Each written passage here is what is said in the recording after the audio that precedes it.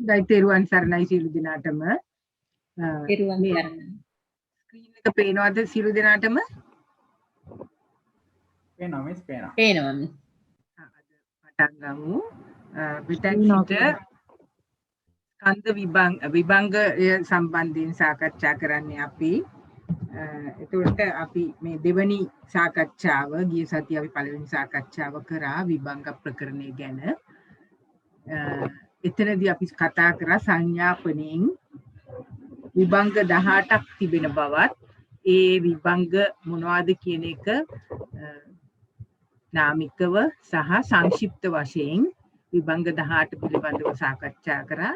ඊට පස්සේ අපි කතා කරා ණය ක්‍රම 3ක් අනුව බොහෝ විභංග විභාග වෙනවායි කියන එක. මේ විභංගය කියන්නේම ඇත්තටම විභාග කිරීම. එතකොට මේ ණය ක්‍රම 3 විභංග 18 එකින් එක අරගෙන එන ණය ක්‍රම සම්බන්ධයෙන් තුනම එන ණය ක්‍රම දෙකක් එන ණය ක්‍රම නැති යනාදී වශයෙන් විභංග 18 සම්බන්ධයෙන් අපි ණය ක්‍රම ගැන කතා කරා. ඒ ණය ක්‍රම 3 අපි කිව්වා මොනවද කියලා? සුත්තාන්ත භාජනීය, අභිධම්ම භාජනීය සහ පඤ්ඤපුච්චක කියන ණය ක්‍රම 3. ඊට පස්සේ අපි එක එක විභංගයේ බණවර කීයක් තියෙනවද කියලා සාකච්ඡා කරා. ඒතර සංක්ෂිප්තව අපි ගිය සතියේ සාකච්ඡා කරේ ඔය කරුණු. දැන් අපි අද දවසේ විභංග එකින් එක අරගෙන සාකච්ඡා කරනවා. පළමුවෙන්ම ස්කන්ධ විභංගය. විභංග 18න් පළමුවෙන්ම තියෙන විභංගය තමයි ස්කන්ධ විභංගය. දැන් මේ පේන්නේ අපිට ප ဋ ාණ විභංග ප්‍රකරණයේ පෙළ පොත. අපි පෙළ පොත කියන්නේ මේ ත්‍රිපිටක ග්‍රන්ථය. ඒතර මේ පෙළ පොතේ පටන් ගන්නවා ස්කන්ධ විභංගය. මම හිතන්නේ පොත් තියෙන මහත්මිනුත් බලා ගන්න පුළුවන් ස්ක්‍රීන් එකෙත්. ඒක අපි ෂෙයා කරනවා. එතකොට දැන් මේ මෙතන අවසානයේදී තමයි කියන්නේ මේක සුත්තාන්ත ණය විභාගය කියලා. පටන් ගන්නෙදි කියන්නේ නෑ. මම හිතන්නේ පෙළ පොත් සෑම එකේම දැන් ඔබතුමන්ලා තුමියන්ලා හුරු වෙලා ඇති මේ මහත්මීන්. අවසානයේදී තමයි මේ නිමි කියන අවස්ථාවේදී තමයි කියන්නේ මේ සුත්තාන්ත භාජනීය නිමි කියලා. අපි ඒක පල්ලෙහාම බලමු. ස්කන්ධ පහම විභාග කරාම එතනින් තමයි කියන්නේ. දැන් මේ පටන් ගන්නේ ස්කන්ධ විභංගයේ සුත්තාන්ත භාජනීය විභාගය. එහෙම නැත්නම් සුත්තාන්ත භාජනීය ණය ක්‍රමයෙන් විභාග කිරීම. එතකොට මෙතන මුලින්ම කියනවා ස්කන්ධ පහක් තියෙනවා. අපි දන්නවා රූපස්කන්ධය, වේදනාස්කන්ධය, සංඥාස්කන්ධය, සංස්කාරස්කන්ධය, විඥානස්කන්ධය. ඊට පස්සේ එකින්ක ස්කන්ධ අරගෙන විභාග කරනවා. කොහොමද? අපි කිව්වා කරුණු 11කින් විභාග කරනවා. පළවෙනි එක තමයි අධ්‍යාත්මික විභාගය, බාහිර, ඕදාරික, එතකොට සුකුම, හීන, ප්‍රනීත, දුර, ළඟ, අතීත, අනාගත, පච්චුප්පන්න. මෙතන තුනක් එනවා. මේ ටික එකතු කරාම 11 ආකාරක විභාගයක් තමයි මෙතන සුත්තාන්ත භාජනීයේ ස්කන්ධ විභාගයේ දැන් අපි කතා කරන්නේ රූපස්කන්ධ විභාගයේ සිද්ධ වෙන්නේ. අධ්‍යාත්මික හැටියට රූපස්කන්ධය විග්‍රහ කරනවා, බාහිර හැටියට විග්‍රහ කරනවා, ඕදාරික රූප හැටියට විග්‍රහ කරනවා, සුකුම රූප හැටියට විග්‍රහ කරනවා, හීන විදියට ප්‍රනීත රූප, දුරේ, සන්තිකේ, අතීත, අනාගත, ප්‍රත්‍යুৎපන්න. යම් කිසි රූපයක් වේද ඒ හැම රූපය එක් පරිද්දෙන් කැටිකොට හකුලුවාගෙන මේ රූපස්කන්ධයයි කියනු ලැබේ. දැන් මේක අපි පොඩ්ඩක් පාලි පැත්තටත් ගිහින් බලමු. මොකද පාලි පැත්තෙත් අපි වචන වලට හුරු වෙන්න ඕන. සිංහල පැත්තෙන් කිව්වට මේ වචන වලට අපි හුරු වීම අවශ්‍ය වෙනවා. තත්ත කතමෝ රූපක්ඛන්தோ යං කිංචි රූපං අතීත අනාගත පච්චුප්පන්නං අජ්ජත්තං වා බහිද්දා වා ඕලාරිකං වා සුකුමං වා හීනං වා පනීතං වා යන් දුරේ සන්තිකේවා තදේ කජ්ජං අபிසංයුබ්බිත්වා අபிසංකිත්වා අයං චුත්තති රූපස්කන්ධෝ. ඒතර මෙතනත් කියනවා මේ 11 ආකාරය දක්වලා තියෙනවා. මේ පාලි පැත්තත් බලන්න බලලා මේ වචන වලට හුරු වෙන්න ඒ විදිහට තමයි මේ පළවෙනි 11 ආකාරය රූපස්කන්ධය සඳහා දක්වලා තියෙන්නේ. එතකොට අපි එකින් එක බලමු. දැන් විස්තර කරනවා අතීත රූපේ. දැන් මෙතන මෙහෙම කිව්වට ඉස්සෙල්ලම කතා කරන්නේ අතීත රූපේ. දැන් මේ අතීත රූපේ තියෙනවා මෙන්න මෙතන අතීත අනාගත ප්‍රත්‍යুৎපන්න වූ යම් රූපයක් වේද. ඒතර අතීත රූපය කවරේද යත්? භව වශයෙන් හෝ ෂණ වශයෙන් හෝ භව ආකාරයට හෝ ෂණ අපි දන්නවා රූපය නිරුද්ධ වෙනවා භව ආකාරයට නිරුද්ධ වෙනවා භවයෙන් භවයට ෂණයෙන් ෂණයට නිරුද්ධ වෙනවා. ඒතර ඉක්ම ගිය නිරුද්ධ වූ වෙන්ව ගියා වූ පෙරලීමට ගියා වූ මේ වචන ඉගෙන ගන්න ඔක්කොම නැති වුණත් බොහෝ ප්‍රමාණයක් ඉගෙන ගන්න වෙනවා. මේ ආකාරය ලියන්න කිව්වොත් අපි යම් දුරකට හරි ලියන්න අපිට හැකියාවක් තියෙන්න ඕන. ඉක්ම ගිය අතීතයට ගිය කියන එක තමයි ඉක්ම ගිය නිරුද්ධ වූ වෙන්ව ගිය පෙරලීමට ගියා වූ අස්තයට ගියා වූ විසිසින් අස්තයට ගියා වූ ඉපද වෙන්ව ගියා වූ ඉක්ම ගියා වූ අතීතාංශයෙන් සංග්‍රහයට ගියා වූ. දැන් මෙතන මේ ඔක්කොම කතා කරන්නේ මේ අතීත රූපේ විස්තර කරන්න. යම් රූපයක් වේද සතර මහා භූතයෝද සතර මහා භූතයන් නිසා පවත්නා රූපයද යන මේ අතීත රූපයි කියනු ලැබේ. අතීත රූපය විස්තර කරා. මෙතන වැදගත් වෙනවා මේ භව වශයෙන් හෝ ෂණ වශයෙන් කියන එක. එතකොට ඊට පස්සේ බලමු අනාගත රූපය. භව වශයෙන් හෝ ෂණ වශයෙන් හෝ නොහටගත්. තාම හටගෙන නැහැ. නොවූ ප්‍රත්‍ය සමවායෙන් නූපන් නොනිපන් විශේෂින් නොනිපන් නොපහළ වූ නූපන් ප්‍රත්‍ය සමවායෙන් නූපන් නොනැගුණු ප්‍රත්‍ය සමවායෙන් නොනැගුණු අනාගත වූ අනාගතංශ වූ යෙන් සංග්‍රහිත වූ යම් රූපයක් වේද. නැවතත් කියනවා සතර මහා භූතයෝද සතර මහා භූතයන් නිසා පවත්නා රූපයද මේ අනාගත රූපයයි කියනු ලැබේ. දැන් මේ දෙක වෙන් වෙන්ව දකින්න මෙතන කොහොමද තියෙන්නේ මෙතන කොහොමද තියෙන්නේ කියලා මෙතෙන්ට වෙනකන් දැන් මේකේ ඉක්ම ගිය කියන වෙනුවට මෙතන තියෙනවා නොහටගත්. ඊළඟට වෙන්ව ගියා වූ පෙරලීමට ගියා වූ ඒ වචන වෙනුවට මෙතන තියෙනවා ප්‍රත්‍ය සමවායෙන් නූපන් නොනිපන් විසිසින් නොනිපන්. අවසානයේදී යම් රූපයක් වේද සතර මහා භූතයෝද සතර මේ ටික එකමයි මෙතනයි. ඉතින් ඒවා වෙන වෙනම කියව ගන්න කීප සැරයක් වෙනස දකින්න. ඊළඟට අපි එනවා තුන්වෙනි ආකාරය 11 ආකාරයෙන් තුන්වෙනි ආකාරය ප්‍රත්‍යুৎපන්න රූපය කවරේද යත්? හටගත් උපන් ප්‍රත්‍ය සමවායෙහි උපන් නිපන් විශේෂින් නිපන් පහළ වූ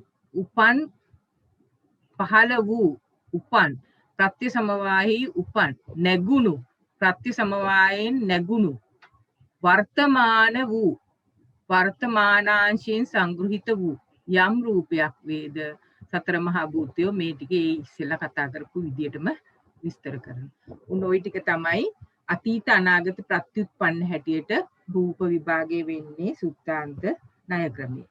ඒ තුන ගියාම ඊට පස්සේ අධ්‍යාත්මික සහ බාහිර විදියට රූපය දකිනවා. ඒ අධ්‍යාත්මික රූපේ කවරේදයත් ඒ සත්‍යයන්ගේ තම තමන්ගේට අයත් තම තමන් කෙරෙහි වූ ස්වකීය වූ පුද්ගලයෙකු පාසා පවත්නා වූ මෙන්න මේ වචනිතා වැදගත් වෙනවා. උපාදින්න වූ මේක අපි දන්නවා උපාදින්න වූ කියන්නේ කර්මජ කර්මයෙන්ම හට ගන්නා උපාදින්න වූ යම් රූපයක් වේද සතර මහා භූතයෝද සතර මහා භූතයන් නිසා පවත්නා රූපයද යන මේ අධ්‍යාත්මික රූපයයි කියන ලැබේ. මේ කියන්නේ අධ්‍යාත්මික තම තමන්ගේ රූප කියන එක තමයි මෙතන දක්වන්නේ. ඊට පස්සේ අපි බලමු බාහිර රූපය බහිද්දා රූපය විස්තර කරන්නේ කොහොමද කියලා. ඒ පරසත්වයන්ගේ පරපුද්ගලයන්ගේ පරපුද්ගලයන්ගේ අධ්‍යාත්ම වූ තම තමන් කෙරෙහි වූ ස්වකීය වූ මුගලකු පාසා පවත්නා වූ මේක උපාදින්නයි මේ පරපුද්ගලයන්ට. පරපුද්ගලයන්ගේ උපාදින්න වූ යම් රූපයක් වේද සතර මහා භූතයෝද ඒ ආකාරයටම විස්තර කරනවා. ඊළඟට දැන් ඒ දෙක අවසానයි ආද්‍යත්‍ය රූපේ බාහිර රූපේ. දැන් අලුත් විදියට විස්තර වෙනවා ඕදාරික රූපේ කවරේදයක් සුකුම රූපේ කවරේදයක් කියන එක. දැන් මේ ඕදාරික රූපය අපි දන්නවා චක්ෂුරායතනේ, රූපායතනේ, සෝතායතනේ, ශබ්දායතනේ, ගානායතනේ, ගන්ධායතනේ, જીවහායතනේ, රසායතනේ, කායායතනේ, පොට්ටබ්බායතනේ යන මේ ඕදාරික රූප කියනු ලැබේ. මෙතන රූප කීයක් තියනවාද කියලා කියන්න පුළුවන්ද මහත්මියකට? මෙතන තියෙනවා රූප 3ක්. එතකොට රූප 12ක් වෙනවා. ඕදාරික රූප 12ක් කියලා අපි පළවෙනි අවුරුද්දේ ඉගෙන ගත්තා. ධම්මසංගණියේදීත් ඉගෙන ගත්තා. ඒවා මතක් කරගන්න. එතකොට සුකුම රූප කියන්නේ ඒ රූප 28න් මෙතන රූප 12ක් ගියාම ඉතිරි රූප ටික ඒවා නාමිකව කිව්ව ස්ත්‍රීන්ද්‍රිය, පුරුෂේන්ද්‍රිය, ජීවිතේන්ද්‍රිය, විඤ්ඤාති දෙක ওই විදියට රූපේ ලහුතා, මුදුතා, කම්මඤ්ඤතා, උපචය, සන්තති, ජරතා, අනිත්‍යතා, කබලින්කා ආහාර. මේ ආකාරයටම මේ සුකුම රූප විස්තර කරන්නේ ධම්මසංගණියේ. ඒ විදියටමයි මේ පිළිවෙලත් ඒ ආකාරයමයි. ඒක අපි ධම්මසංගණිය අපිට පෙන්වන්න අවස්ථාවක් ආවොත් පෙන්වන්නම්. එතකොට මේ සුකුම රූප. ඊළඟට හීන රූප සහ ප්‍රනීත රූප. දැන් මෙතන බලන්නකො විස්තර කරන ආකාරය. ඒ සත්වයන් විසින් අවමන් කරන ලද හීන. අපි දන්නවා හීනා ධම්මා කියනකොට අපි ත්‍රික දුක ඉගෙන ගනිද්දී අපි දැක්කා. අවමන් කරන ලද, ලාමක වශයෙන් සලකන ලද, බැහැර කළ, පරිභව කළ, නොගරු කළ, හීන වූ, හීනයයි සලකන ලද, හීනයයි සම්මත වූ, අනිෂ්ට වූ, අකාන්ත වූ, අමනාප වූ යම් රූපයක් වේද. එබඳු රූපයෝය, ශබ්දයෝය, ගන්ධයෝය, රසයෝය, පොට්ටබ්බයෝය මේ හීන රූපයයි කියනු ලැබේ. දැන් මේ ටික ඔක්කොම දාලා තියෙන්නේ. මොකද මෙතන රූප ගැන කතා කරන්නේ, රූපස්කන්ධය ගැන කතා කරන්නේ. එතකොට රූප, ශබ්ද, ගන්ධ, රස, පොට්ටබ්බ ඔක්කොම ටික දක්වලා තියෙනවා. ඊළඟට ප්‍රනීත රූප, ඒකේ අනිත් පැත්ත. සත්වයන් විසින් අවමන් නොකරන ලද, ලාමක වශයෙන් නොසිතන ලද, බැහැර නොකළ, පරිභව නොකළ, ගරු කළ, ප්‍රනීත වූ, ප්‍රනීතයයි සලකන ලද, ප්‍රනීතයයි සම්මත වූ, ඉෂ්ට වූ, කාන්ත වූ, මනවඩන යම් රූපයක් වේද. එබඳු රූපයෝ, ශබ්දයෝ, ගන්ධයෝ ඒ විදිහටම ප්‍රනීත රූපය දක්වලා තියෙනවා. ඒ ආකාරයට හීන ප්‍රනීත රූප දත යුතුයි. ඊළඟට තියෙනවා දුරේ රූප සහ සන්තිකේ රූප. දුරේ රූප කියන්නේ දැන් මෙතන තියෙන්නේ ස්ත්‍රීන්ද්‍රිය කබලින්ක ආහාර. මෙතන පෙය්‍යාලමක් දක්වලා තියෙනවා. දැන් මේක ඇතුලේ තියෙනවා රූප කීයක්ද? අර අපි මෙතන කතා කරපු රූප ටික ඔක්කොම මෙතෙන්ට පෙය්‍යාලම ඇතුලට ගේන්න ඕන. එතකොට මෙතන පෙය්‍යාලමින් මේ ස්ත්‍රී ඉන්ද්‍රිය කියන්නේ පටන් ගන්නම කබලින්ක ආහාරය කියන්නේ අවසානයේ මේ අතරට ඔක්කොම ටික ඇතුල් වෙන්න ඕන. තවද අනාසන්නේහි බහැර දුර නොළඟ වූ අන්‍ය වූ රූපයක් ඇද්ද මේ දුරේ රූපයයි කියනු ලැබේ. ඊළඟට සන්තිකේ රූපේ කවරේදයක් චක්ෂුරායතනේ, පොට්ටබ්බායතනේ මේ අර ඉස්සෙල්ලා කතා කරපු ටිකේ ඉතිරි ටික මෙතන රූප 12ක් තියෙනවා. මෙතනත් පෙය්‍යාලමක් තියෙනවා. අවසාන ආරම්භය සහ අවසාන රූපය තමයි දක්වලා තියෙන්නේ. ඒක විස්තර කරනවා ආසන්නේහි, සමීපයෙහි, නුදුරෙහි, ළඟ වූ, අන්‍ය වූ යම් රූපයක් ඇද්ද මේ සන්තිකේ රූපයයි කියනු ලැබේ. දැන් මේ රූපස්කන්ධය 11 ආකාරයෙන් විග්‍රහ කරන ආකාරය තමයි සුත්තාන්ත භාජනීය. දැන් මේක අපි තවදුරටත් යම් ආකාරයකට පොඩ්ඩක් බලන්න සහ හුරු වීමට, ඇත්තටම පොත්පත් හුරු වීමට අපි මේකේ බලමු අට කතාවෙත් යම් දෙයක් අපිට තියනවාද කියලා දක්වන්න.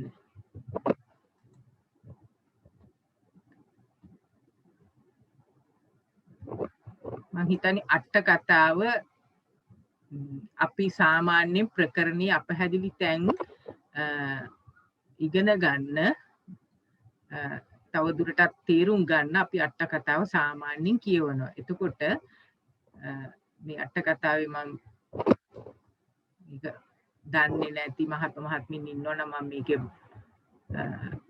කවර් පේජ් එක පෙන්නන්නම්. මේ තියෙන්නේ අට කතාචාර්ය බුද්ධඝෝෂ ස්ථවිරපාදයන් විසින් රචිත සම්මෝහ විනෝදිනී නම් වූ විභංග අට කතාවේ සිංහල පරිවර්තනය.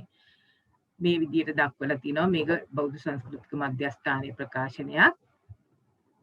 ඊට පස්සේ අපිට අදාළ තැනට ගිහිල්ලා පොඩ්ඩක් බලමු. මේක ගොඩක් විස්තර කරන්න යන්නේ මට අවශ්‍ය වෙන්නේ ඇත්තටම අට කතාව කියවන්න හුරු කිරීමට අපිට යම් පෙළේ මොනවා හරි තේරුම් ගැනීමට අපහසු තැනක් තියෙනවා නම් අපිට පුළුවන් හැමතිස්සෙම අට කතාව බලලා තේරුම් කරගන්න. මොකද අට කතාවේ මේ ගැටලු ස්ථාන තව දුරටත් විභාග කරලා තියෙනවා. දැන් මෙතන තියෙනවා යංකින්චි රූපම් පදයෙන් සංග්‍රහිත වූ පස්විසි කොටසේ අයන කොටසේ සියලු රූප අතීත ආදී කොටස් වල බහා දැක්වීමට අතීත අනාගත පච්චුප්පන්න යනාදී කීහ. ඊට පසුව අධ්‍යාත්ම දුක්ඛ ආදී සතර දුකෙහි බහා දැක්වීමට අජ්ජත්තං වා බහිද්ධා වා යනාදී කියන ලදී. දැන් මේවා අර්ථය බලන්න.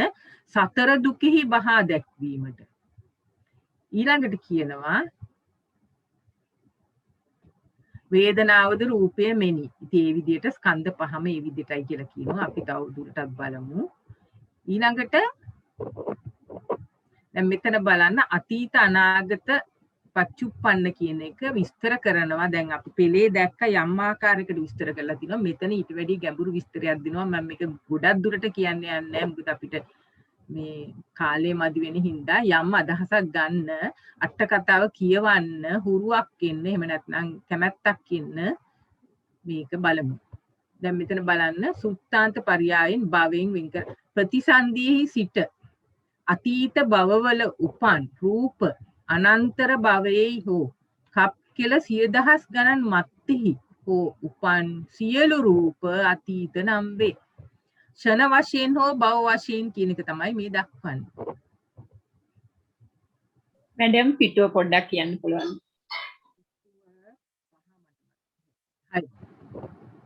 6 වෙනි පිටුව සමා වෙන්න 6 වෙනි පිටුව. මම ගොඩක් කියන්නේ නැහැ. මේකට හුරු වෙන්න Tamanට ප්‍රශ්නයක් පෙළේ ප්‍රශ්නයක් ආවම අට කතාව කියවන්න හුරු වෙන්න විවේක වෙලාවට. මෙතනදී අපි ඒක ගොඩක් සාකච්ඡා කරන්නේ. මට පෙන්වන්න පමණයි අවශ්‍ය වෙන්නේ. මේකේ තියෙනවා මේ ආකාරයට අපිට අපහැදිලි තැන් දකින්න පුළුවන් කියන එක. එතකොට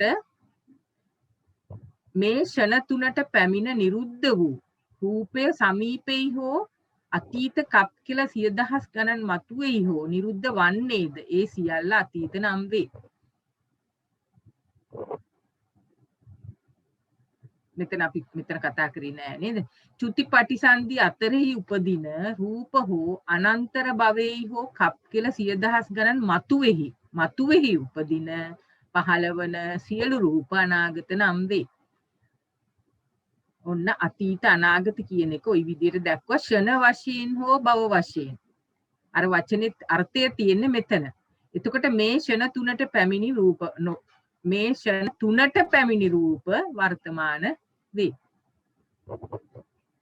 ෂණත්‍රේ රූප තමයි වර්තමාන රූප. එතකොට ෂණත්‍රයෙන් පිටිපස්සට තියෙන ඔක්කොම භවය පටන් ගත්ත දවසින් ඉඳන් භවයේ තියෙන රූප අතීත රූප භව කෙලවර දක්වා තියෙන රූප ෂණත්‍රේ ඉඳන් ඉදිරියට පැමිණෙන භව කෙලවර දක්වාම තියෙන රූප අනාගත රූප. එතකොට දැන් මෙතන තව අතීත අනාගත වර්තමාන රූප අභිධර්ම නිර්දේශයෙන්ම දක්වන ලදයි දත යුතුය. ඇයි මේ අභිධර්මයේ තමයි මේ ෂණත්‍රය ගැන කතා කරන්නේ. ඒකෙන් හින්දා මේක සුත්තාන්ත වාදිනිය වුණාට අභිධර්ම නිර්දේශයෙන්ම දක්වන ලදයි දත යුතුය. මේ සියුම් තැන් මම පොඩ්ඩක් පෙන්නන්නේ මේක කියවන්න නැවත නැවතත් පසුව කියවන්න. ඊළඟට මේ තියෙන අතීත අනාගත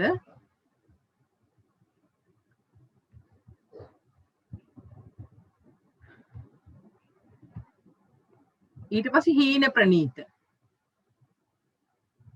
පුද්ගල මනාප මේක කියනවා සම්මුති මනාප නොබිඳිති. පුද්ගල මනාප බිඳිති. එහෙයින් ඒ ආකාරයෙන් පිළිවෙලින්ගෙන හීන ප්‍රනීත බව කිව යුතුයි. පුද්ගල මනාප බිඳිනවා. සම්මුති මනාප නොබිඳිති. එතකොට හීන ප්‍රනීත කියන්නේ ඒ පුද්ගලයන්ගේ මේ දැන් මේක බලන්නකො පෙන්නන හැටි නිරයවාසීන්ගේ රූපය කෙලවරට පැමිණ හීන වෙයි. ඒ අල්වාගෙන තිරිසනුන් අතරෙහි මේ රූප ප්‍රනීතයි. මේක සාපේක්ෂ බැලීමක්. නිරයවාසීන්ගේ බැලුවම හීනයි. තිරිසන් අතරින් බැලුවම ප්‍රනීතයි. මේ දෙක සංසන්දනය කරාම සාපේක්ෂව බැලුවම නිරයවාසීන්ගේ හීනයි තිරිසනුන්ගේ ප්‍රනීතයි. ඔන්න ওই විදිහට තමයි හීන ප්‍රනීත බව දක්වලා තියෙන්නේ. මම මේක ටිකක් ඉක්මනින් යනවා. මේක අපිට අට කතාව කියවන්න පෙළෙන් තමයි අපි ඉගෙන ගන්න. ඊළඟට දුරේ සන්තිකේ දෙක.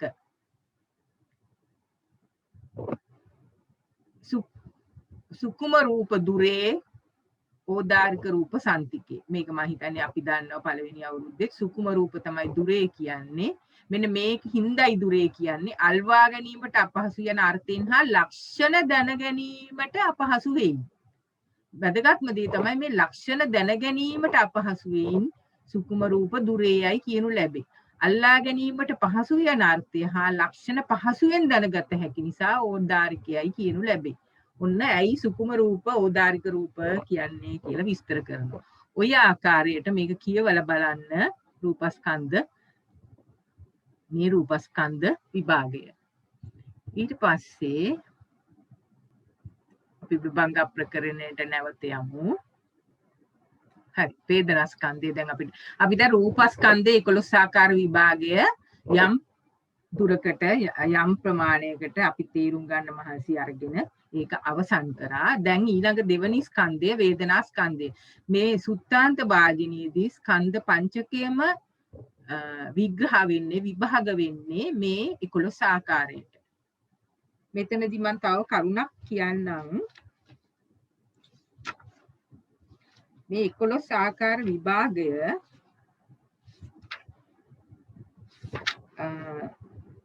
විනය පිටකයේ මහා වග්ග පාළියේ පසුව බලන්න. මේක ඉන්ටර්නෙට් එකෙනුත් මේ පොත් හොයාගන්න පුළුවන්. මහා වග්ග පාළියේ 1 විනය පිටකයේ මහා වග්ග පාළියේ 1 කියන ප්‍රකරණ ග්‍රන්ථයේ පාළියේ පිටුව 31 ඡේදය 35 දක්වලා තියෙනවා. එකකට එකක් සම්බන්ධ වෙන හැටි බලන්න. මම ඒක කියවන්නම් මම පොත ගන්නෙ නැහැ. පිටුව 31 ඡේදය 35. මහණෙනි එහෙයින් මේ ලෝකෙහි තමාගේ වූ හෝ බැහැර වූ හෝ මහත් වූ හෝ සියුම් වූ හෝ ලාමක වූ හෝ ප්‍රනීත වූ හෝ අතීත අනාගත වර්තමාන වූ හෝ යම් කිසි රූපයක් වේද මේ රූපය දුරෙහි හෝ සමීපෙහි හෝ වේද ඒ සියලු රූප මේ මාගේ නොවේ මේ තෙම මම නොවෙමි මේ තෙම මාගේ ආත්මය නොවේයයි මෙසේ මේ යහපත් නුවණින් තතු පරිදි දත යුතුය. ඒ විදිහටම කියනවා යම් කිසි වේදනාවක් වේද සංඥාවක් වේද සංස්කාරයක් වේද මේ සියල්ලම මේ 11 ආකාරයෙන් දකින්න කියලා. දැන් මොකටද මේ මාගේ නොවේ මේ තෙමේ මම නොවේ මේ තෙමේ මගේ ආත්මය නොවේ මෙසේ යහපත් නුවණින් තත්තු පරිදි දත යුතුය. මේ මොකටද මේ කියන්නේ රූපස්කන්ධයේ මේ පොතේම තියෙන ඡේද 36 රූපස්කන්ධය මහණෙනි මෙසේ දක්නා වූ බහුශ්‍රත වූ ආර්ය ශ්‍රාවක තෙමේ රූපස්කන්ධයේ කලකිරේ වේදනාස්කන්ධයේද කලකිරේ සංඥාස්කන්ධයේද කලකිරේ. විදියට කියලා කියනවා නොඇලීමෙන් කෙලසුන් කෙරෙන් මිදෙයි මිදුණු කල්හි මිදුනේ නුවණ වේ. මේ මොකටද මේ ඇත්තටම මේ විදර්ශනාවටමයි මේ ස්කන්ධ විභාග ස්කන්ධ විභංගය නෙමේ අනිත් විභංගත් එහෙමයි. මේ ස්කන්ධ විභංගය ගැන අපි කතා කරනකොට මේ විභාග තියෙන්නේ මේවා අපි ඇයි ඉගෙන ගන්නෙ මේ අනිත්‍ය දුක්ඛ අනාත්මයම දකින්න මේවා ගැන කලකිරලා මේ කෙලසුන් කෙරෙන් දුරු වෙලා අපිට නිර්වාණ අවබෝධයටමයි. මේක තවත් සුත්තාන්ත දැන් මේ ක්‍රමයට කියන්නේම සුත්තාන්ත වාදිනීය ණයනේ. මේ කියන්නේ සූත්‍රවල එන ආකාරය දක්වලා තියෙන ක්‍රමයක්. එතකොට සූත්‍ර එක් සූත්‍රයක් මං කියන්නම් අනත්ත ලක්කන සූත්‍රයේ මේ ආකාරයටම 11 ආකාර රූප විභාගය දක්වලා තියෙනවා. ස්කන්ධ විභාගය දක්වලා තියෙනවා. ඉතින් මේ ප්‍රකට ත්‍රිපිටකය අතර තියෙන සම්බන්ධය දකින්න මේ මොකටද කියන එකක් දකින්න මේවා අපි නිකන් පොතෙන් පතෙන් ඉගෙනගෙන පාඩම් කරගෙන ඉන්න පමණක් නෙවෙයි මේවා අපි ප්‍රත්‍යක්ෂව දකින්න භාවනාවෙන් දකින්න තමයි මෙනෙහි කරන්න දකින්න තමයි මේ විභංග විභාග කරන්නේ. ඒක මට කියන්න ඕනේ තිබුණා. ඒ ත්‍රිපිටක අතර සම්බන්ධය පිටකත්‍රය අතර සම්බන්ධය සහ විදර්ශනා භාවනාවට තමයි මේ විභංග සියල්ලම අපි ඉගෙනගත යුත්තේ කියන එක. ඊට පස්සේ අපි යමු වේදනා ස්කන්ධයට. මේ විදියම 11 ආකාරයක තමයි දකින්නේ. අධ්‍යාත්ම බාහිර උදාරික සුකුම හීන ප්‍රනීත. මෙතන තියෙන 11ක්. දුර ළඟ ඉසියල් එක් කැටිකොට හකුලුවා මේ වේදනා ස්කන්ධයයි කියනු ලැබේ. ඊට පස්සේ දැන් මෙතන බලන්න වේදනා ස්කන්ධේ රූප ස්කන්ධයට වැඩි අතීත වේදනා විග්‍රහ කිරීම පොඩ්ඩක් වෙනස්. සමහර ඒවා එකමයි.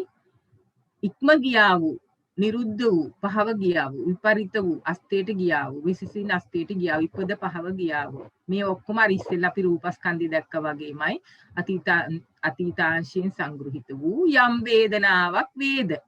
දැන් මෙතන කියනවා ඉස්සෙල්ලා අපි දැක්ක අර රූපවල කිව්වේ සතර මහා භූතයෝද සතර මහා භූතයන් නිසා පවත්නා රූපද කියන එක. මෙතන කියන්නේ සුඛ වේදනා, දුක්ඛ වේදනා, උපේක්ෂා වේදනා යන මේ අතීත වේදනා. දැන් මෙතන මේ වේදනා තුන තමයි ප්‍රකට කරන්නේ.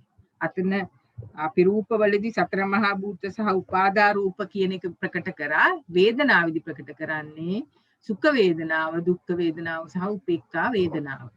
එතකොට මේ අතීත වේදනා අර මේ විදියටම අනාගත වේදනා මේ කොටස් ඒ විදියමයි රූපස්කන්ධය දැක්ක විදියමයි මන් ටිකක් ඉක්මනට යනවා වේදනාවක් වේද එබඳු සුඛ වේදනා දුක්ඛ වේදනා උපේක්ෂා වේදනා. එතකොට ප්‍රත්‍යুৎপন্ন වේදනත් මේ ආකාරයටමයි මේවා කියව ගන්න. දැන් මෙතනදී සත්වයන්ගේ තම තමන් අයතු තම තමන් කෙරෙහි වූ සුවකීය වූ මේ ඔක්කොම අපි දැක්කා. මෙතන උපාදින්න කියන එක නෑ. මේ වෙනස දකින්න සත්වයන්ගේ තම තමන් අයතු තම තමන් කෙරෙහි වූ සුවකීය වූ එක් එක් පුද්ගලයා සතු වූ ශරීරස්ත වූ යම් වේදනාවක් වේද. දැන් මතක ඇති අපි මේ අධ්‍යාත්ම රූපය කියන එක මම පොතෙන් තියෙන මහත්මීන් බලන්න 6 වෙනි ඡේදය මම නැවත එතෙන්ට යන්නේ නැහැ. එතන අපි කිව්වා සත්වයන්ගේ තම තමන් අයත් වූ තම තමන් කෙරෙහි වූ දැන් ඒවා මේ ඔක්කොම මෙතන තියෙනවා. ස්වකීය වූ පුද්ගලයෙකු පාසා පවතිනා වූ උපාදින්න වූ. මෙතන උපාදින්න වූ කියන එක වේදනාවට ඉන්න නෑ වේදනාවේ නෑ. එතකොට සතු වූ ශරීරස්ත වූ යම් වේදනාවක් වේද එබඳු වූ සුව වේදනා දුක් වේදනා මේ උපේක්ෂා වේදනා මේ වේදනා තුනේ ආකාරයට දක්වලා තියෙනවා. දැන් මේ වෙනස්කම් දකින්න මොකද රූපස්කන්ධයේ මේ විදියට වේදනාස්කන්ධයේ අධ්‍යාත්මය මේ විදියට විස්තර කරන්නේ. ඊළඟට බාහිර වේදනාව අර ඉස්සෙල්ලා වගේමයි පරසත්‍යයන්ගේ පරපුද්ගලයන්ගේ මෙතන තියෙනවා උපාදින්න වූ. ඇත්තට මේක අපි පොඩ්ඩක් බලමුද මේ පාලි පැත්ත මං හිතන හැටියට මෙතන මේකේ උපාදින්න වූ කියන එක සම්බන්ධ වෙලා නැහැ වගේ පාලි පැත්තේ හරියට තියෙනවා. අපි පාලි පැත්තට පොඩ්ඩක් ගිහින් බලමු. යම් වේදනා තේසං සත්තානං අජ්ජත්තානං පටිච්චපර නියකා උපාදින්නා. එතකොට අපි දැක්ක මේක ලකුණු කරගන්න මේකේ සිංහල පැත්තේ මෙතන උපාදින්න වූ කියන එක නෑ. මොකද මේ බාහිර පුද්ගලයන්ගේ තියෙන්නත් අධ්‍යාත්ම වේදනා කියන එක නැති වෙන්නත් විදියක් නෑ. එතකොට මෙතන සටහනක් දාගන්න පාලි පැත්තෙන් මේක කරෙක්ට් කරගන්න මෙතනත් එන්න ඕන 18 වෙනි ඡේදයේ උපාදින්න වූ කියන එක පාලි පැත්තේ 18 වෙනි ඡේදයේ තියෙනවා. මම හිතනවා මම කියපු එක තේරුණා කියලා. තේරුණාද මහත්මී? තේරුණා. හොඳයි. එතකොට මේ ආධ්‍යාත්ම වේදනා, ඒතර බාහිර වේදනාවෙත් පරපුද්ගලයන්ගේ අධ්‍යාත්ම වූ ඒ විදිහට වෙන වෙනම උපාදින්න වූ යම් වේදනාවක් වේද ඒ ආකාරයට දක්වලා තියෙනවා. ඊළඟට විස්ස ඕදාරික සුකුම මේ දෙක එකට විස්තර කරන්නේ. දැන් මෙතන විස්ස බලන්න රූපස්කන්ධයේ විස්තර කරපු ආකාරයට නෙමෙයි ඕදාරික සුකුම විස්තර වෙන්නේ. අපි දන්නවා ඕදාරික රූපයි සුකුම රූපයි කියන්නේ එක් ආකාරයකට 8-9 ඡේද පොත් තියෙනවා නම් බලන්න මම ඉතින්ට දැන් යන්නේ. ඕදාරික රූපේ විස්තර කරේ චක්ෂුරායතනේ රූපායතනේ ওই විදිහට පොට්ටබ්බායතනේ මේ ඕදාරික රූපයි කියනු ලැබේ කියලා. දැන් මෙතන ඇත්තටම යන්නේ බලන්න කොහොමද කියලා අකුසල වේදනාව ඕදාරිකය. කුසල අව්‍යාකත වේදනාව සුකුමය. ඔන්න එකක් කිව්වා. අකුසල වේදනාව ඕදාරික වෙනකොට කුසල අව්‍යාකත වේදනාව සුකුමයි. ඊළඟ එක තමයි කුසල අකුසල වේදනාව ඕදාරික වෙනකොට අව්‍යාකත වේදනාව සුකුමයි. දුක්ඛ වේදනාව ඕදාරික වෙනකොට සුඛ වේදනාවයි දුක්ඛම සුඛ වේදනාවයි සුකුමයි. ඔන්න ওই විදිහට දැන් මෙතන බැලුවා මොකද්ද මේ පේන්නේ? සාපේක්ෂව බැලීමක් නේද? කුසල අකුසල වේදනා ඕදාරිකයි කියනකොට කුසල අව්‍යාකත වේදනා සුකුමයි කියන. කුසල කුසල ඕදාරිකයි කියනකොට අව්‍යාකත වේදනාව සුකුමයි කියන. දැන් මේක බලන්නකො මේ සමවත් නොසමවන්නවුන්ගේ වේදනාව ඕදාරිකයි සමවන්නවුන්ගේ වේදනාව සුකුමයි. සමවතට සමවදින් නැති අයගේ වේදනාව ඕදාරිකයි සමවතට සමවදින අයගේ වේදනාව සුකුමයි. මේක බලන්න ආශ්‍රව සහිත වේදනාව ඕදාරිකයි ආශ්‍රව රහිත වේදනාව සුකුමයි. නොයි විදියට තමයි වේදනා ස්කන්ධයේ ඕදාරික සුකුම විස්තර කරන්නේ සුත්තාන්ත භාජනීය ස්කන්ධ විභාගයේදී. ඒ විදියටම තමයි හීන ප්‍රනීත. අකුසල වේදනාව හීනයි කුසල අව්‍යාකත වේදනාව ප්‍රනීතයි. කුසල අකුසල වේදනා හීනයි. ඔය ආකාරයට දිගටම විස්තර කරනවා. මම මේක නැවතත් කියවන්නේ මේක බලන්න. ඒතර හීන ප්‍රනීත එහෙමයි. ඊළඟට දුරේ සන්තිකේ වේදනත් ඒ ආකාරයට. අකුසල වේදනාව අකුසල අව්‍යාකත වේදනාවෙන් කෙරෙන් දුර වෙනවා. කුසල අව්‍යාකත වේදනාව අකුසල වේදනාවෙන් දුර වේ. ඊළඟට කුසල වේදනාව කුසල අව්‍යාකත වේදනාවන් කෙරෙන් දුර වේ. දැන් කුසල වේදනාව විතරක් අරගෙන කියනවා. ඊළඟට අකුසල අව්‍යාකත වේදනාව ওই විදියට සාපේක්ෂව බැලීමක් තමයි මෙතන කරන්නේ. මෙතනක් තියෙනවා සමවතට නොසමවන්නවුන්ගේ වේදනාව සමවතට සමවන්නවුන්ගේ වේදනාවෙන් දුර වේ. සමවතට සමවන්නවුන්ගේ වේදනාව සමවතට නොසමවන්නවුන්ගේ වේදනාවෙන් දුර වේ. ශාස්ත්‍ර වේදනාව අනාශ්‍ර වේදනාවෙන් දුර වේ. ওই විදිහට කියනවා. මේක අට කතාවට ගිහින් බලන්න මෙතනදී යම් මේ දුර වෙයි ළඟ වෙයි කියන එකේ යම් අදහසක් තේරුමක් පැහැදිලි කිරීමක් ගන්න පුළුවන්ද කියන එක යම් මහත්මයෙක් මේක තව දුරටත් ගැඹුරුව අධ්‍යයනය කරන්න අවශ්‍ය වෙනවා නම්. එතකොට සන්තිකේ වේදනාව කුසල අකුසල වේදනාව අකුසල වේදනාවට ළඟ වේ. මේ සන්තිකේ දුරේ සන්තිකේනේ. එතකොට ළඟවීම ගැන කතා කරන්නේ අකුසල වේදනාවම අකුසල වේදනාවට ළඟයි. කුසල වේදනාව කුසල වේදනාවට ළඟයි. අව්‍යාකත අව්‍යාකතයට ළඟයි. දුක්ඛ වේදනාව දුක්ඛ වේදනාවට ළඟ වේ. ওই විදිහට සමාපන්නයාගේ වේදනාව සමාපන්නයාගේ වේදනාවට ළඟ වේ. දැන් මේ වේදනා ස්කන්ධය අවසానයි.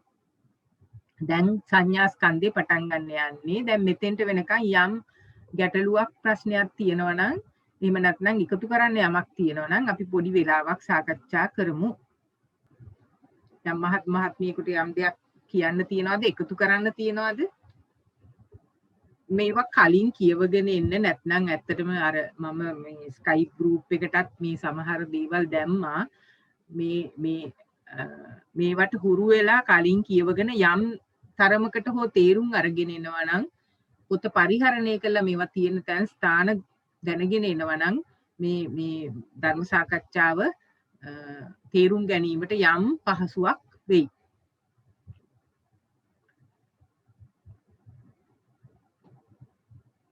එහෙමනම් අපි සංඥා ස්කන්ධයට යමු. සංඥා ස්කන්ධයත් මේ විදිහටම අධ්‍යාත්ම බාහිර ඕදාරික සුකුම හීන ප්‍රනීත ওই විදිහට 11 ආකාරයට විභාග කරනවා. ඒතර අතීත සංඥා ඉක්ම ගියා වූ නිරුද්ධ වූ පහව ගියා වූ විපරිණත වූ අස්තයට ගියා වූ මේ වචන අපි ඉස්සෙල්ලත් දැක්කා. දැන් මෙතන බලන්න. චක්කු සම්පස්සයෙන් උපන් සංඥා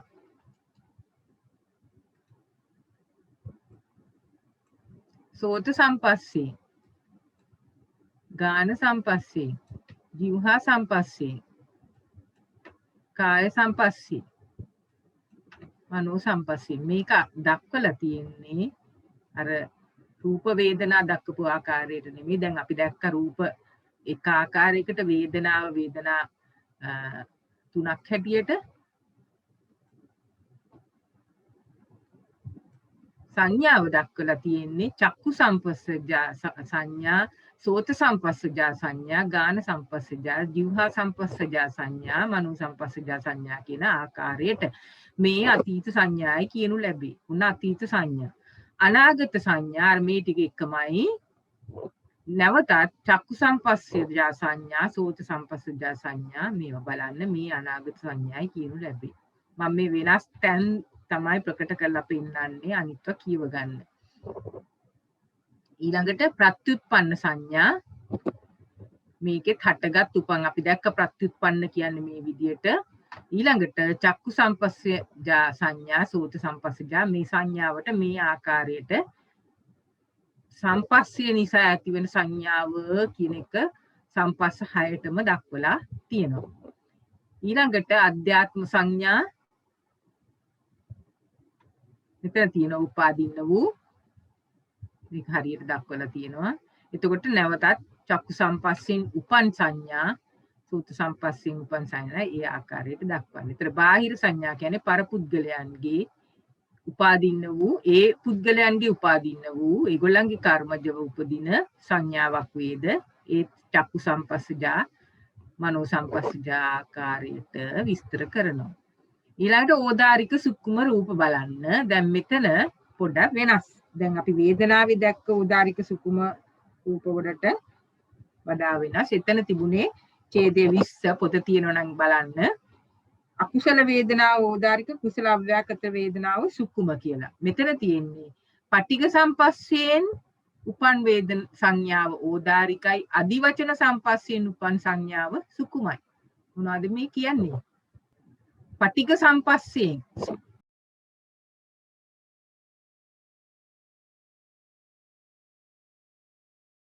ద్వාරා ලම්බන ඝට්ටනේ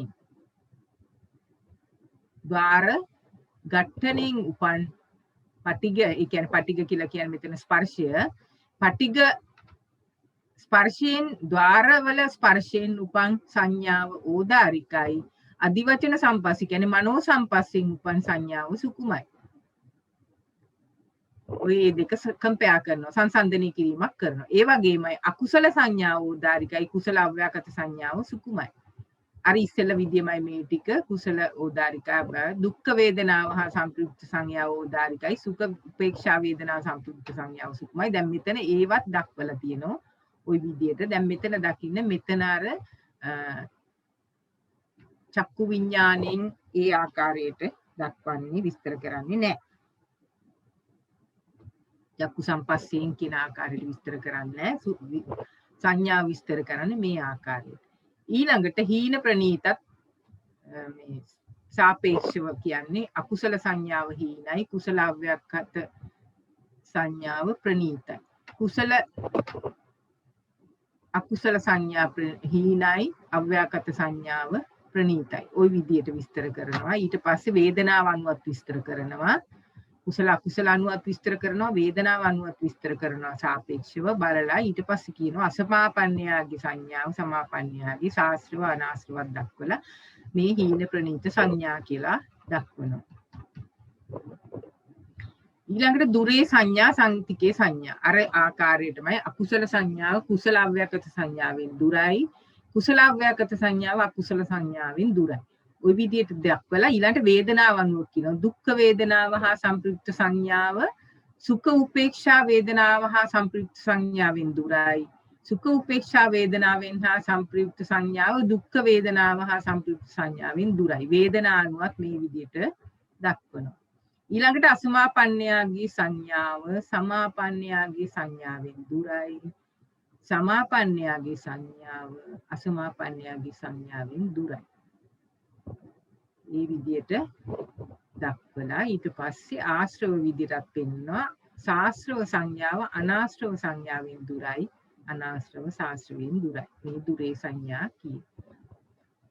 ඊළඟට සන්තිකේ කියන්නේ ළඟයි. අකුසල සංඥාව අකුසල සංඥාවට ආසන්නයි. අර ඉස්සෙල්ලා අපි කිව්වා වගේ. ඊට පස්සේ වේදනාව අනුව කියනවා සුඛ වේදනාව හා සංප්‍රයුක්ත සංඥාව සුඛ වේදනාව හා සංප්‍රයුක්ත සංඥාවට ආසන්නෙහිය. උපේක්ෂා වේදනාව හා සංප්‍රයුක්ත සංඥාව උපේක්ෂා වේදනාව හා සංප්‍රයුක්ත සංඥාවට ආසන්නෙහි. ওই විදිහට විස්තර කරනවා. දැන් එතකොට සංඥා ස්කන්ධයත් අවසానයි. දැන් අපි සංස්කාර ස්කන්ධය බලමු. වෙනස් තැන් විතරක් බලමු. මේකත් 11 ආකාර විභාගයක්. අධ්‍යාත්ම බාහිර ඕදාරික සුකුම 11 ආකාරයට මේ සියල්ල එක් කැටි කොට අකුළුවා සංස්කාර ස්කන්ධයයි කියනු ලැබේ. සංස්කාර සමූහය කියන අර්ථය. එතකොට අතීත සංස්කාර අර විදියමයි අතීත වූ නිරුද්ධ වූ. හරි. මෙතන දැන් නැවතත් චක්කු සම්පස්සෙන් උපන් චේතනාය. මේ චේතනාය කියලා තමයි ප්‍රකට කරන්නේ. අපි දන්නවා සංස්කාර කිව්වම චේතනා ප්‍රමුඛ චෛතසික කීයද?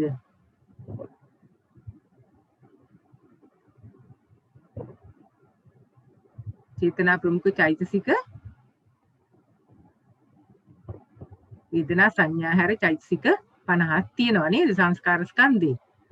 එතකොට චේතනාව තමයි ප්‍රකට කරන්නේ. චේතනාව තමයි ප්‍රධාන. එතකොට මෙතන කියනවා ඒ බඳු වූ චක්කු සම්පස්සෙන් උපන් චේතනාය. මේවා දකින්න, මේවයි වෙනස දකින්න, මේවා ලියන හැටි බලන්න පෙළ පොතේ දක්වලා තියෙන හැටි. සෝත සම්පස්සෙන් උපන් චේතනා, ගාන සම්පස්සෙන් ওই විදිහට මනෝ සම්පස්සෙන් උපන් චේතනා මොහු අතීත සංස්කාරයි කියනු ලැබේ. අනාගත සංස්කාර නැවතත් අර නොහටගත් වූ ප්‍රතිසමවායෙන් නොහටගත් ওই විදිහට දක්වලා ඒ බඳු වූ චක්කු සම්පස්සෙන් උපන් චේතනා සෝත සම්පස්සෙන් අර විදිහටම දක්වනවා. ඊට පස්සේ ප්‍රත්‍යুৎපන්න හටගත් උපන් මේ ඉස්සෙල්ලා දක්වපු ටිකමයි ඒ බඳු චක්කු සම්පස්සජා චේතනා සෝත සම්පස්සජා චේතනා ওই විදිහට දක්වලා තියෙනවා. අධ්‍යාත්ම අර ඉස්සෙල්ලා දක්වපුවම උපාදින්න වූ යම් සංස්කාර කෙනෙක් වෙබ්බ ඒ බඳු චක්කු සම්පස්සජා චේතනා සෝත සම්පස්සජ චේතනා මනෝ සම්පස්සජා චේතනා බාහිර පරපුද්ගලයන්ගේ උපාදින්න වූ චක්කු සම්පස්සජා චේතනා ආදිය කියනවා. ඊළඟට ඕදාරික සුකුම නැවතත් සාපේක්ෂ විදියට අකුසල සංස්කාරය ඕදාරිකයි කුසල අව්‍යාකත සුකුමයි. කුසල අව්‍යාකත සංස්කාරය ඕදාරිකයි අව්‍යාකත සංස්කාරය සුකුමයි. දුක්ඛ වේදනාව අනු දුක්ඛ වේදනාව හා සංප්‍රයුක්ත සංස්කාරය ඕදාරිකයි. සුඛ උපේක්ෂා වේදනාවන් හා සංප්‍රයුක්ත සංස්කාරය සුකුමයි. මේ විදියට වේදනාව අනුවත් බලලා සමාපන්න අසමාපන්නත් බලලා ශාස්ත්‍රවානාශ්‍රවත් දැකලා මේ විදියට සංස්කාර විස්තර කරනවා. ඊළඟට හීන ප්‍රනීත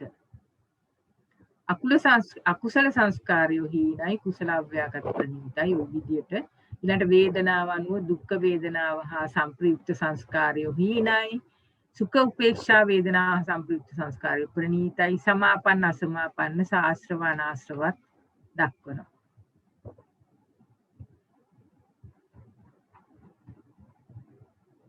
ඊළඟට දුරේ සන්තිකෙත් අර ඉස්සෙල්ලා දක්වපු ආකාරයෙන්ම අකුසල සංස්කාරය කුසල අව්‍යාකත සංස්කාරයන් කිරින් දුර වෙති කුසල අව්‍යාකත සංස්කාරය අකුසල අව්‍යාකත සංස්කාරයෙන් දුර වෙති. උහුම ගිහිල්ලා වේදනාව අනුවත් කියනවා දුක්ඛ වේදනාව හා සංප්‍රයුක්ත සංස්කාරය සුඛ උපේක්ෂා වේදනාවන් හා සංප්‍රයුක්ත සංස්කාරයන් කිරින් දුර වෙති. ඔය විදියට දක්වලා සමාපන්න අසමාපන්න සහ සාස්ත්‍රව අනාස්ත්‍රවත් දක්වලා දුරේ සන්තිකේ සන්තිකේ කියන්නේ ආසන්නෙහි වෙති ළඟ වෙති කියන එක. එතකොට වේදනාව අනුවත් ආසන්නෙහි වෙති සමාපන්න ආශ්‍රව විදිහට දක්වලා තියෙනවා. දැන් අපි විඥාන ස්කන්ධයත් බලමු. එතකොට ස්කන්ධ පංචකයම මේ 11 ආකාර විභාගයේ අවසාන වෙනවා. අපි මෙතන බලමු වෙනස් මොනවා හරි දක්වනවාද කියලා විග්‍රහ කිරීම. අධ්‍යාත්ම බාහිර මේ 11 ආකාරය. ඊට පස්සේ අතීත විඥාණය, අතීත වූ, නිරුද්ධ වූ, පහව ගියා වූ මේ අපි දැක්ක දේමයි. එබඳු වූ චක්කු විඥාන, සෝත විඥාන, ගාන විඥාන, જીවහා විඥාන, කාය විඥාන, මනෝ විඥාන යන මේ අතීත විඥාන කියලා අපි දැන් මේක විඥාන ස්කන්ධයට අදාළව වෙනස් කරලා තියෙනවා. අපි මේකේ වේදනා දැක්කේ සුඛ වේදනා, දුක වේදනා, උපේක්ෂා වේදනා විදියට. මෙතනදී ඉබඳු චක්කු විඥාන, සෝත විඥාන, ගාන, જીවහා, කාය, මනෝ විඥාන කියලා අතීත විඥාන දක්වලා තියෙනවා. අනාගත විඥාන මේ ටිකේ වමයි නූපන්න වූ ඒ විදියට යම් විඥානෙක් වේද ඉබඳු චක්කු විඥාන, සෝත විඥාන, මනෝ විඥාන ආදී මනෝ විඥාන දක්වා අනාගත විඥාන. ප්‍රත්‍යুৎපන්න විඥානය හටගත් උපන් මේවමයි. නැවතත් යම් විඥානෙක වේව එබඳු වූ චක්කු විඥාන ආදිය විඥාන හයම දක්වලා තියෙනවා. ඊළඟට අධ්‍යාත්මික විඥානයේ ඒ සත්වයන්ගේ උපාදින්න වූ යම් විඥානයක වේද චක්කු, සෝත, ගාන, જીවහා, කාය විඥාන, මනෝ විඥාන. බාහිර පුද්ගලයන්ගේ උපාදින්න වූ ඒ ආකාරයට විඥාන හය. ඕදාරික නැවතත් අකුසල විඥානයේ ඕදාරිකයි, කුසල අව්‍යාකත විඥානයේ සුකුමයි. ඔය විදිහට සාපේක්ෂ බැලීමක් වේදනාව අනුවත් විතර බැලෙනවා. දුක වේදනාව හා සම්ප්‍රයුක්ත විඥානයේ ඕදාරිකයි, සුඛ උපේක්ෂා වේදනා සුකුමයි. අසමාපන්නයාගේ සමාපන්නයාගේ ශාස්ත්‍රව අනාස්ත්‍රව ඔය විදිහට දකින්න. ඊළඟ හීන ප්‍රනීත විඥානය නැවතත් ඉස්සෙල්ලා ආකාරයෙන්මයි. අකුසල විඥානයේ හීනයි, කුසල අව්‍යාකත විඥාන ප්‍රනීතයි. කුසල අකුසල විඥාන හීනයි, අව්‍යාකත විඥානය ප්‍රනීතයි. ඊළඟට වේදනා විදියට දුක් වේදනාව හා සම්ප්‍රයුක්ත විඥානය හීනයි, සුඛ උපේක්ෂා වේදනා හා සම්ප්‍රයුක්ත විඥානය ප්‍රනීතයි. අසමාපන්න විඥානය හීනයි, සමාපන්න විඥානය ප්‍රනීතයි. ඊළඟට ශාස්ත්‍ර විඥාන හීනයි, අනාශ්‍ර විඥාන ප්‍රනීතයි. මේ විඥානය නිසා හීන ප්‍රනීත විඥානය දත යුතුයි. දැන් සුත්තාන්ත භාජනීයන් අවසానයි. මෙතන තමයි දක්වන්නේ සුත්තාන්ත භාජනීය අවසానයි කියලා. එතකොට සුත්තාන්ත භාජනීය. හරි. දැන් අපිට මෙතනදී මොනවා හරි අපහසු එහෙම නැත්නම් යම් කරුණක් එකතු කළ යුතු යමක් වෙනවා නම් දැන් අපිට කතා කරන්න අපි මේ තව පොඩි වෙලාවක් තියෙනවා. අපි අභිධර්ම විභාගේ හැඳින්වීමක් කරන්නම්. ඊට ඉස්සෙල්ලා අපිට විනාඩි කිහිපයක් බලන්න පුළුවන් මේ සුත්තාන්ත භාජනීය ස්කන්ධ විභාගය ගැන. යම් ස්කන්ධ පංචකයම විභාග වෙන්නේ 11 ආකාරයෙන්. රූපස්කන්ධය, වේදනාස්කන්ධය, සංඥාස්කන්ධය, සංස්කාර ස්කන්ධය, විඥාන ස්කන්ධය. ඊට පස්සේ ආකාරය හොඳටම මතක තියාගන්න කියව ගන්න. අධ්‍යාත්ම බාහිර ඕදාරික සුකුම හීන ප්‍රනීත දුරේ සම්තිකේ අතීත අනාගත පච්චුත්පන්න කියන 11 ආකාරයෙන් තමයි සුත්තාන්ත භාජනීය විභාගය ස්කන්ධ පහම ඒ ආකාරයට විභාග කරන්නේ. එතකොට මේ අතීත අනාගත පච්චුත්පන්න ඒ විදිහට අපි මෙතන පෙළේ සඳහන් වචන තේරුම් ගැනීමට අපහසු තැන්වල අර විභාග අට කතාවට ගිහිල්ලා අපි පොඩ්ඩක් අපි එතන බැලුවා වගේ ඒක තේරුම් ගන්න මහන්සි ගන්න දකින්න. ගැඹුරට යනවා නම් තමයි මේක අවශ්‍ය වෙන්නේ. නමුත් මම කියන්නේ ඇත්තටම මේක ගැඹුර දකින්න. මොකද විභාගෙටම නෙමෙයි අපි මේ ධර්මයේ ඉගෙන ගැනීම විභාගයේ එක අතුරුඵලයක්. ධර්මයේ ඉගෙන ගැනීම සහ ධර්මය දැකීම සහ ධර්මය ප්‍රත්‍යක්ෂයෙන් දැකීම. අපි දැක්කට කතාවේ ඇයි මේ ස්කන්ධ විභංග ආදිය කරන්නේ? මේ ඉගෙන ගන්න ඇයි මේවා මේ විභංග බෙද විභාග කරලා මේ සියල්ල කරන්නේ අපි මේකේ අනිත්‍ය දුක්ඛ අනාත්මය දකින්න. මේකින්ද ප්‍රත්‍යක්ෂ අවබෝධයටම කියලා අපි මේ මානසිකාරයෙන්ම මේ විභංග 18ම ඉගෙන ගත යුතු වෙනවා. යමක් කියන්න තියෙනවද යම් මහත්මියකට? මිස් සමාවෙන්න කියන්න. අර ප්‍රත්‍ය සම ඔයතර වචන දෙකක් අපි මට මේ වුණා ප්‍රත්‍ය සමවාසයෙන් කියලා එක වචනයක් ඔක්තර තිබ්බා මිස්. ආයේ තව එකක් තිබ්බා සමාපන්න අසමාපන්න කියලා. පොඩ්ඩක් මිස් අපි ඒකත් පැහැදිලි කරලා දුන්නොත් ප්‍රත්‍ය මට ප්‍රත්‍ය සමවාසයෙන් කියන වචනේ අනිත් එක සමාපන්න අසමාපන්න කියන එකත් පැහැදිලි කරත් එකක් හොඳයි කියලා හිතුණා මිස්.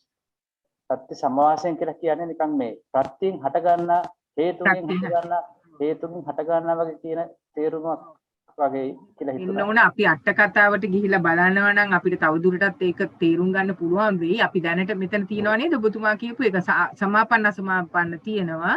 ඔව්. තව උඩ මේ අපි ගත්තොත් රූපවල ගත්තොත් එම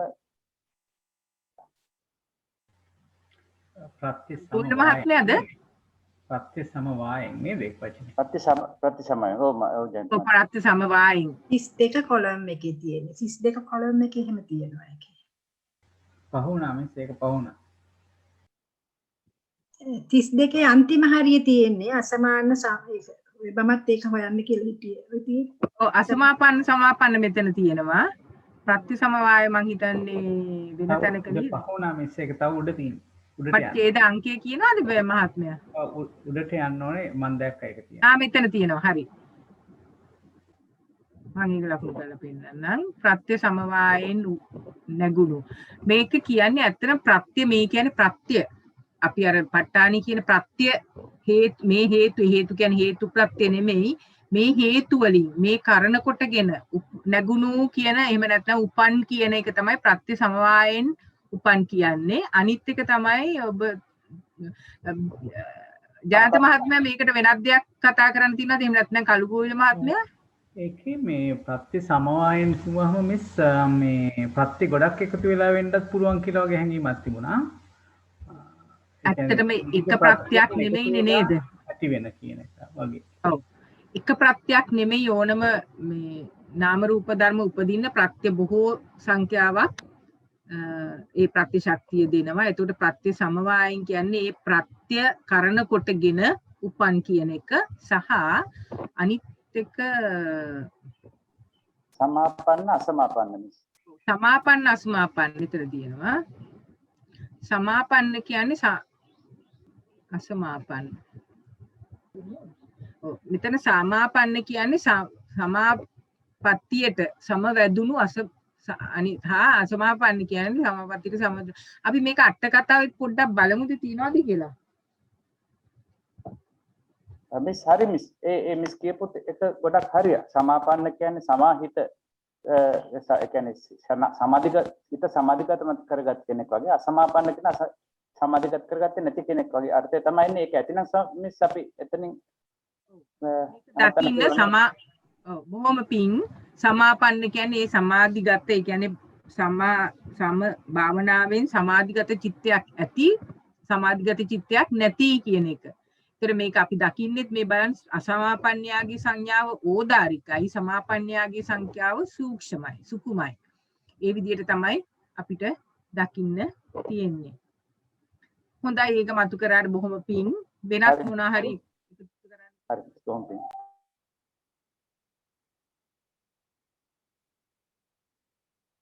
නම් අපි දැන් අපිට තියෙන්නේ විනාඩි 15ක් විතර. අපි ඊළඟ දවසට කතා කරන්න මෙතන පොඩ්ඩක් හැඳින්වීමක් කරන්නම්. එතකොට කියවගෙන එන්න පුළුවන්ද පහසුද කියලා බලමු. මේ ස්කන්ධ විභංගයේ අභිධර්ම විභාජනීය විභාගය නම් ටිකක් අමාරුයි. ගැඹුරුයි. ඒකින්ද අපි ඒක හිමින් කරමු. ඒක තේරුම් ගන්න හොඳටම පුළුවන් වෙන්න ඕන. මොකද අනිත් විභංග වලටත් ප්‍රයෝජන වෙනවා මේ ස්කන්ධ විභංගයේ අභිධර්ම විභාගය නොඑක අවස්ථාවල නොඑක ස්ථානවල තියෙනවා. දැන් මෙතනින් තමයි අභිධර්ම විභාගය පටන් ගන්න. ස්කන්ධ විභංගයේ අභිධර්ම ණය ක්‍රමය. අභිධර්ම ණය විභාගය. මෙතනත් කියන්නේ ස්කන්ධය 5 දෙනෙකි රූපස්කන්ධ වේදනාස්කන්ධ. මම මේක ඇත්තටම මෙතන පොඩ්ඩක් මතක් කරා නම් රූපස්කන්ධය මෙතන කියන්නේ මේක දැක්කම මතක් වෙනවාද යම් මහත්මයෙකුට යම් දෙයක් හැම රූපේ හේතු නොවේ. අහේතුකේ හේතු විප්‍රයුක්තය ප්‍රත්‍ය සහිතය සංකතය. අපි මේකේ පාලි පැත්ත බැලුවොත් ඒක විදේන රූපස්කන්ධ සබ්බං රූපං නහේතු අහේතුකං හේතු විප්‍රයුක්තං සප්පච්චයං සංකතං රූපං ලෝකීයං සාසවං කොහොමම සංයෝජනීය ග්‍රන්ථනීය ගිහිල්ලා මේ ඊළඟ නේව විපාක න විපාක ධම්මං අසංකීලිට සංක්ලේශිකා ওই විදියට ගිහිල්ලා uppannං ජහි විඥානේ විඤ්ඤය මේක දකින්නකොට මොකද්ද මතක් වෙන්නේ? දුකමාතික. දුකමාතිකයි තවත් මතක් වෙනවද මේ? ත්‍රිකමාතික මතක් වෙන්නේ නැද්ද? ත්‍රිකමාතික. ඔව්. ඇත්තටම මේ රූප විභාගය මේකට කියනවා ඒක විදේන රූපස්කන්ධය කියලා. ඒක විදේන විභාගය. මේක අපි ඉගෙනගෙන තියෙනවා. කොහේද ඉගෙනගෙන තියෙන්නේ? ධම්මසංගණී. ධම්මසංගණී. ධම්මසංගණී රූප විභාගය මේකමයි. දැන් මේ ඒක විදේන ඊළඟට දෙවිදේන අත්ති රූපං උපාදා අත්ති රූපං නූපාදා. ඔන්න එක. අත්ති රූපං උපාදින්නම් අත්ති රූපං අනුපාදින්නම්. මේ දෙවිදේන රූපස්කන්ධ විභාගය. රූපස්කන්ධය කොටස් දෙකකට පෙන්වන රූපාදා රූප සහ උපාදා නොවූ රූප.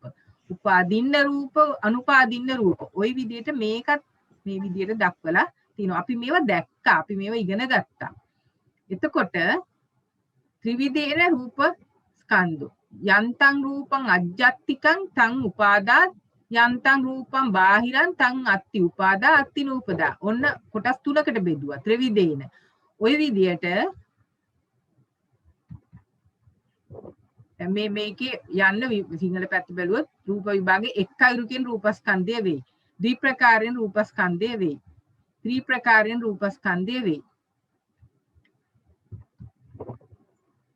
චතුක්ක ප්‍රකාරයෙන් රූපස්කන්ධය වෙයි. පංච ෂට් සප්ත අෂ්ට රූපස්කන්ධය නව ආකාරයෙන් දශ ප්‍රකාරයෙන් රූපස්කන්ධය වෙයි. ඒකාදශ ප්‍රකාරයෙන් රූපස්කන්ධය වෙයි. මොකද 11 ආකාරයකට රූපස්කන්ධය විභාග කරලා තියෙනවා ධම්මසංගණී රූප විභාගයේ. එතකොට ඒ විදියටමයි මෙතන රූපස්කන්ධය අභිධර්ම වාජනීයේදී විභාග කරන්නේ. දැන් මම ධම්මසංගණී පොඩ්ඩක් ගිහිල්ලා පෙන්නන්නම් ඉතින්ට. ඒක කියවගෙන එන්න මතක් කරගෙන එන්න.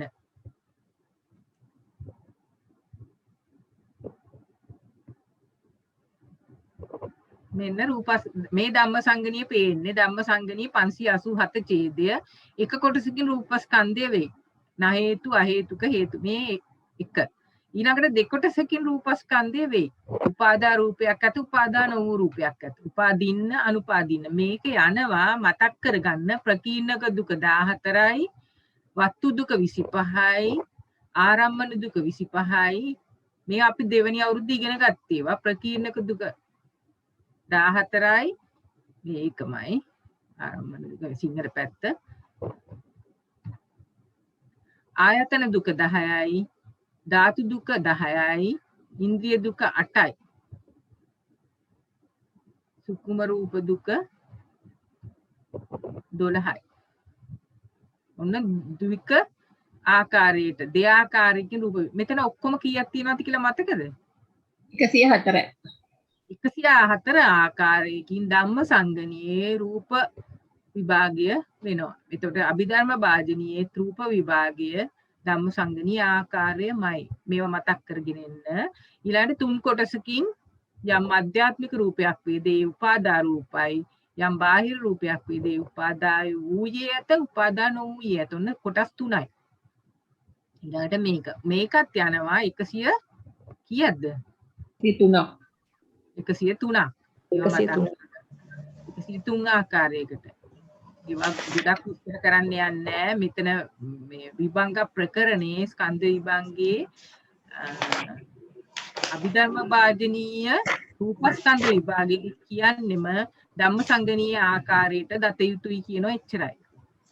ඒකට අපි එතන උත්තර අපිට ලියන්න කිව්වොත් එහෙම ලියලා හරියන්නේ නැහැ. අපි මේවා ඉගෙනගෙන ලියන්න ඕන. ආම යන්නේ අත්‍රික. ඊළඟට චතුබ්බිදේන. මම මේ මතක් කරන්න පෙන්නන්නේ සතර කොටසකින් රූප සංග්‍රහ වේ. උපාදා රූපයක් වේද ඒ උපාදීන්න අනුපාදීන්න උපාදාන වූ රූපයක් වේ. ඒ උපාදීන්න අනුපාදීන්න ඔන්න කොටස් හතරයි. ওই විදිහට මේක යනවා කීයකටද? මතකද? චතුක්කය 22කට යනවා. පස් කොටස මෙච්චරයි එකයි. පඨවි ධාතුව ආපෝ තේජෝ වායෝ යම් උපාදා රූපයක් තියද ඒ පහ. ওই විදිහට දැන් මේක කියවගෙන එන්න මේ ආකාරයට තමයි ඒකක ධම්මසංගණී රූප විභාගයේ තියෙන්නේ. අපි දැන් පොඩ්ඩක් නම් මට යන්න ඕන මේක මෙතන මොකුත්ම නැහැ. මේක නිකන් මේ විදිහට තියෙනවා. මේක මතක් කිරීමක් කරලා තියෙනවා. හැබැයි මෙතන චතුබ්බිදේන මේ විදිහට දක්වලා තියෙනවා. එච්චරම විස්තරයක් නැහැ. අපි මේකේ සංඥාපනයේට ගියොත් සංඥාපනයේ තමයි ස්කන්ධ විභාගේ එක පෙන්නන්නේ. අපි වෙලා ප්‍රපහුව වෙලාද? නෑනේ. ඔන්න මෙතන බලන්න. අභිධර්ම වාජනීයලා රූපස්කන්ධයාගේ උද්දේශය පමණක් දක්වන ලද්දේය. එහි නිर्देशය ධම්මසංගණී රූපකාණ්ඩයේ විස්තර කරන ලද අයුරු මෙහිදු ගත යුතු වෙයි. එච්චරයි මේ කියන්නේ. ඊට පස්සේ උද්දේශයයි ඒකවිධ රූප පටන් ඒකා දසවිධ රූපතෙක් රූප ධර්මයන් සංග්‍රහ කොට මාතෘකා තබන ලදී. උද්දේශය විතරයි දක්වන්නේ. නිर्देशය ධම්මසංගණියෙන් ගන්න කියන එක තමයි මේ සංඥාපනයේ කියන්නේ. එහි ඒකක මාතිකාවේ උද්දිෂ්ඨ පද 43කි. ඕන අතරින් පච්චිමත් පදත්‍රය මාතෘකා මුක්ත වෙයි. මේවා අපි ඉගෙනගෙන තියෙනවා ධම්මසංගණියේදී. සෙසුත් 40 පදයෝ මාතෘකා ගතයෝය. ත්‍රික දුක මාතිකා 104ක් පවන ද්වික මාතිකා අතුරෙන් තුදුස් ප්‍රකීර්ණක ද්විකයන්ද 103ක් පවන වූ ත්‍රික මාතිකා අතරින් ප්‍රකීර්ණක ත්‍රික 3ක්ද දෙවිසි චතුෂ්ක මාතිකා අතරින් ආදී චතුෂ්ක 4 දක්වා ණය මුඛදී අවශේෂ මාතිකා පෙය්‍යාලම් මුඛයෙන් සංක්ෂිප්ත කරන ලදේ. ඒ හැම ධම්ම සංගුණ රූපකාණ්ඩේ විස්තෘත අයුරින් මෙහිදු ගත යුතු වෙයි. පංචකේ පටන් කොට ඒකා දශකයේ තෙක් අමිශ්‍ර මාතිකා තබන ලදී. ඔන්න ඔච්චරයි මෙතනදි කියන්නේ. මේක අපි විස්තර විභාගයේ දැනගන්න ඕන ධම්මසංගණියේ. අපි මෙතනදී ගොඩාක් විස්තර කරන්න යන්නේ. අපි ධම්මසංගණියේ මේ විස්තර බොහෝ දුරට විස්තර කරලා තියෙනවා. මතක් කරගෙන එන්න. ඊට පස්සේ මම මේ මෙතන නිर्देश මේ සංඥාපනයෙන් ඊළඟ ස්කන්ධ ටික විග්‍රහ වෙන ආකාරය කෙටි හැඳින්වීමක් කරන්නම්. වේදනා ස්කන්ධ නිर्देशය. දැන් මෙන්න වේදනා ස්කන්ධය අභිධර්ම වාජනීය ණයෙන් විභාග කරනවා. එකමූලක උබතෝ වණ්ඩක බහුවිධ යයි මහාවාර හතරක් වේ. මහාවාර හතරක් තියෙනවා. දුක මූලක, තික මූලක, උබතෝ වණ්ඩක බහුවිධ කියලා. ඊට පස්සේ දුක මූලකය කියන්නේ ත්‍රිකමාතිකාගෙන දුකමාතිකාවේ බහා කළ දේශනා දුක මූලක නම් වේ. පුළුවන් නම් මේ කියන්නේ මොකද්ද කියලා ඡේදවලට ගිහිල්ලා තේරුම් ගන්න බලන්න.